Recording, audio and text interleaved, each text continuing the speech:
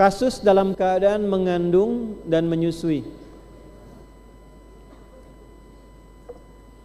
Ibu dalam keadaan mengandung dan menyusui, memberikan ASI pelan-pelan. Boleh tidak berbuka? Boleh enggak tidak berpuasa? Boleh enggak berpuasa? Yang benar yang mana?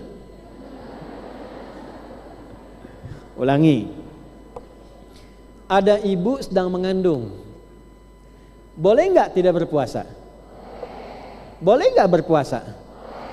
Yang benar yang mana? Dua-duanya? Puasa enggak? Puasa enggak? Ya, perinci dalilnya ya. Jika ibu yang sedang mengandung itu merasa aman dengan kandungannya,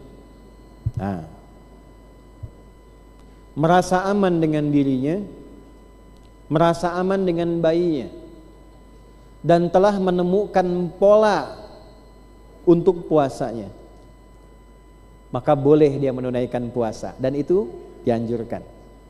Jelas? Silahkan diatur ya Bu. Kami waktu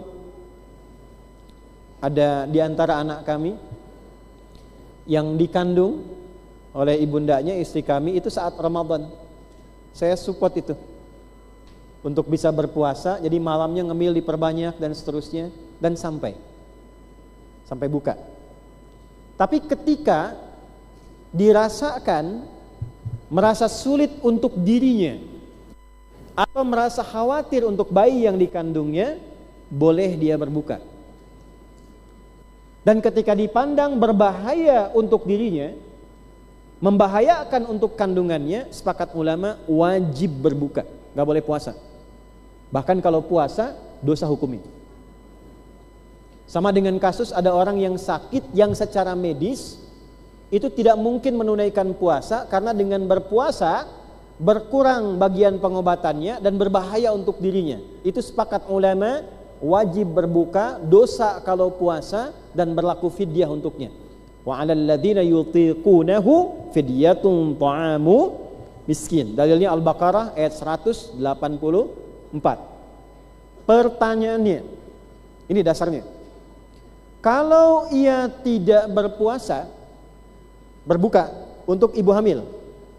Kalau ia memutuskan untuk tidak berpuasa, maka yang berlaku bagi dirinya, pertanyaan saya, qadha atau fidyah?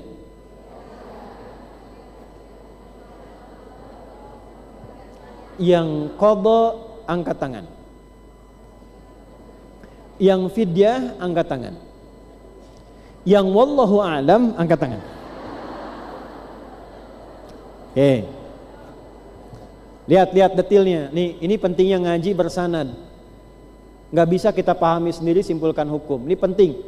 Jadi jangan dibenturkan ulama dengan Quran dengan hadis, tidak. Ulama itu kalau benar paham Quran, paham Di sini ada 5 pendapat ulama.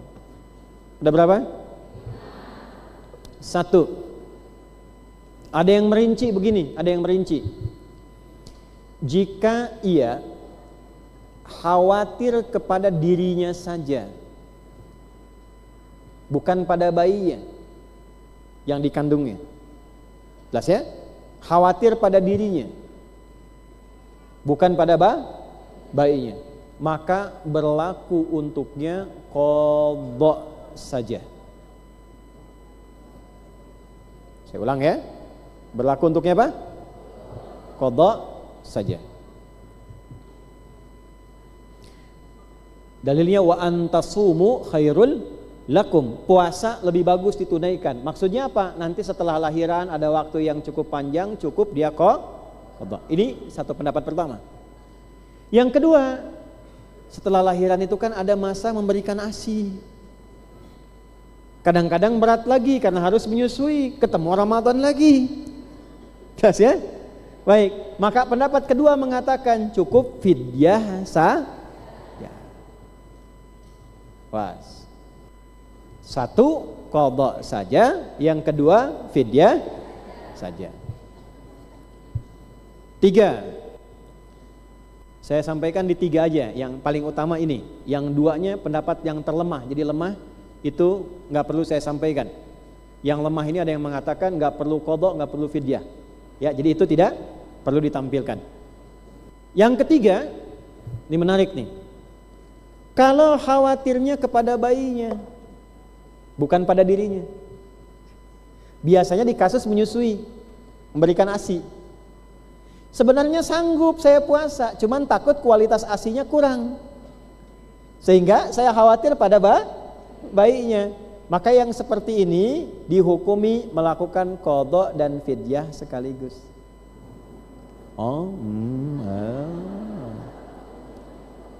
Jelas? Qadhanya untuk dirinya sebetulnya mampu. Fidyahnya untuk toleransi memberikan ASI kepada anaknya. Jelas? Halo, paham? Nah, sampai sini dulu. Tapi di sini ulama memberikan kelonggaran. Dari 3 pendapat ini kan kehati-hatian. Dari pendalilan, pemahaman terhadap dalil. Pada prakteknya diberikan kemudahan yang memberikan kenyamanan kepada ibu yang mengalaminya tanpa meringan-ringankan. Misal, aduh bagi saya kalau qadha sama fidyah agak berat. Qadha saya bisa lakukan karena fidyah saya tidak punya terlalu banyak pembekalan. Qadha pilih. Jelas? Saya qadha rasanya agak berat nih. Karena setelah selesai menyusui pengalaman kemarin agak berat juga. Ditambah lagi repot lagi, ketemu Ramadan lagi. Pengalaman 2 kali kemarin setelah Ramadan mengandung lagi gitu ya. Ada lagi yang demikian. Nah, apa yang terjadi? Fidyah. Jelas? Agama gampang tidak? Apa dalilnya? Yuridullahu bikumul yusra wala yuridu bikumul usra. Paham? Tapi tidak boleh diringan-ringankan. Mampu untuk qadha, pilih fidyah saja misalnya. Walaupun dalam syariatnya ada, tapi kata Al-Quran, wa antasumu khairul lakum in kuntum ta'lamun. Berusaha menunaikan puasa itu lebih bagus kalau ada kemampuan di dalamnya, jika kita menyadari keistimewaan itu. Ibu bisa paham? 1 qadha saja tanpa fidyah, 2 fidyah saja tanpa, 3 qadha dan baik, dengan detil kasus yang tadi telah saya sampaikan. Jadi Islam itu sedetil itu, Bu. Jadi kalau ibu misalnya mengandung atau sedang memberikan ASI, ditanya dulu, nggak puasanya kenapa? Karena nggak kuat pribadinya atau karena khawatir anaknya? Kalau begini hukumnya begini, kalau begitu hukumnya seperti itu. Paham? Berikutnya, kalau saya pilih fidyah, berapa yang dikeluarkan? Kalau saya pilih fidyah, berapa yang dikeluarkan? Nah, sebentar supaya tidak tebak-tebakan, turunkan. Al-Baqarah ayat 184. Ayyamam ma'dudat. Faman kana maridan aw ala safarin fa'iddatum min ayyamin. Ini hukum qadha. Teruskan. Wa 'alal ladzina yutiqunahu fidyatun ta'amu miskin. Orang-orang yang yutiqu, ataqo itu asalnya ini, Bu. Lihat sini, ada kerah baju kecilan. Kayak mencekik gitu, sini. Dipakai cekik, pengap. Ini namanya tokoh. Ada orang kalau mau dipaksakan puasa kayak kecekik, berat, sulit. Makanya ada orang yang dihukumi secara medis, ini nggak mungkin puasa. Kalau puasa berbahaya untuk dirinya. Maka orang seperti ini hukumnya langsung fidyah. Sama tadi, makanya kenapa ada hukum kedua bagi yang mengandung atau melahirkan dengan fidyah saja, karena ada kondisi-kondisi pasca melahirkan atau dalam kondisi memberikan ASI itu ingin sempurna 2 tahun, berat bagi dirinya kalau puasa seperti tercekik. Jelas? Maka diberikan hukum ya, memberikan makan ta'amun.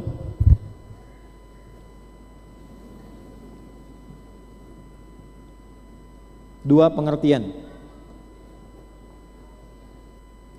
1. Ta'am itu bisa berarti makan jadi, terhidang. Mau nasi kotak, nasi bungkus, nasi apa, pokoknya terhidang jadi. Dua, ada yang dipahami ta'amun itu juga bisa bahan makanan untuk bisa yang disantap. Jadi kalaupun mau ngasih bahan, ada berasnya, ada ikannya, ada minyaknya dan sebagainya. Atau makanan jadi. Walaupun yang pertama itu banyak diperkuat. Tapi kadang-kadang kalau repot boleh diberikan bahannya. Karena kalau di luar kan di Timur Tengah pakai kurma nggak dimasak lagi. Selesai kan? Baik. Balik ke sini. Coba baca. Kita bacanya dari riwayat Hafiz an Asim. Wa 'alal ladzina yutiqunahu fidyatun ta'amu miskin. Di riwayat lain itu bisa dibaca ta'amu masakin. Masakin jamak dari miskin. Miskin satu orang, masakin banyak. Satu banyak. Pelan-pelan. Pemaknaan pertama, sehari tidak puasa, keluar